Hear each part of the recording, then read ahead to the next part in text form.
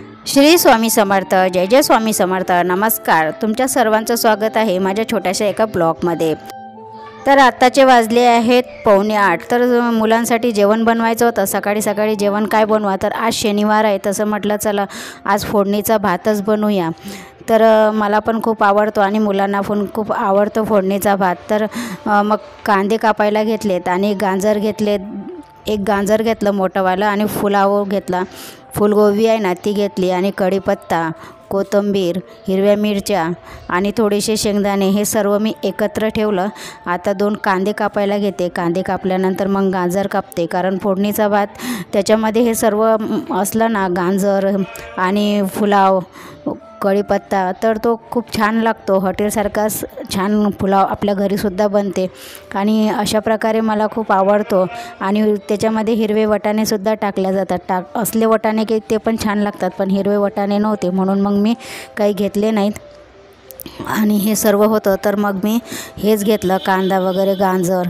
तर मला खूप आवडतं, म्हणजे खूप छान लागतं असा पुलाव। गाजर असलं ना की मग मला खूप आवडतं भातामध्ये, आणि मग मी हमेशा असं गाजर टाकूनच समजा भात बनवते फोडणीचा। तर तुम्ही पण बनवून बघा, असा खूप छान लागतं, मुलांना पण खूप आवडतं जर असं बनवलं ना की गाजर, कांदा, शेंगदाणे, पुलाव आणि त्याच्यामध्ये 2-3 हिरव्या मिरच्या, तर खूप छान असा भात बनतो। आणि मी भात शिजवायला ठेवला आहे, तर भात शिजवून झाला आहे। तर तुमच्या सर्वांचं स्वागत आहे आणि व्हिडिओला लाईक, चॅनलला सबस्क्राईब करा असेच ब्लॉग बघण्यासाठी। तर हे बघा, सर्व कापून झालं आहे माझा, कांदा, कढीपत्ता, कोथिंबीर सर्व कापून मी ठेवलं एका बाजूला। त्याच्यामध्ये थोडेसे शेंगदाणे घेतलेत आणि हे पुलाव धुवून घेतलं। 3 वाटी मी तांदूळ घेतले, शिजवायला ठेवले 3 वाटी तांदूळ आणि त्याच्यामध्ये 3 ग्लास पाणी टाकलं। हे बघा कसा सुक्का असा भात झाला आहे आणि बरोबर असं वाटीनं मोजून घेतलं ना की त्याच्यात पाणी टाकायला पण मला बरं पडते, नाही तर मग अंदाजे तांदूळ घेतले ना की मग पाणी किती टाकावं हे काही समजत नाही।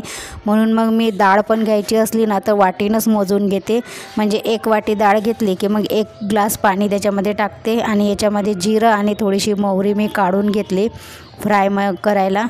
आणि आता कढई ठेवली। हे बघा, मी शेंगदाणे घेतलेत थोडेसे त्याच्यामध्ये टाकायला, म्हटलं शेंगदाणे टाकले ना की चव येते, कारण आमच्या इथं शेंगदाणेच आम्ही जास्त वापरतो भाजीमध्ये, प्रत्येक भाजीमध्ये शेंगदाणे। आणि पोहे केलेत तर पोहेमध्ये शेंगदाणे, प्रत्येक भाजीमध्ये आमच्या शेंगदाणे जास्त असतात। आम्ही बारीक करून ठेवत असते, मिक्सरमधून शेंगदाणे भाजून काढते आणि बारीक करून ठेवते, म्हणजे रोजच्या रोज भाजीला काढायला वेळ नसतो तर मग काढते आणि मग ते भाजलेले शेंगदाणे प्रत्येक भाजीला आम्ही वापरतो। तर थोडंसं तेल टाकलं। आता त्याच्यामध्ये तेल गरम झाल्यानंतर, आता तेल गरम झालं त्याच्यामध्ये कांदा टाकते आणि कांदा चांगला झाल्यानंतर मग मी त्याच्यामध्ये थोडं मोहरी टाकते, जिरं टाकते आणि कढीपत्ता, सर्व एकत्र टाकलं तर सर्व एकत्र होऊन जातं। असं नाही की मग एकच टाकत बसा, मी सर्व एकत्रच टाकते।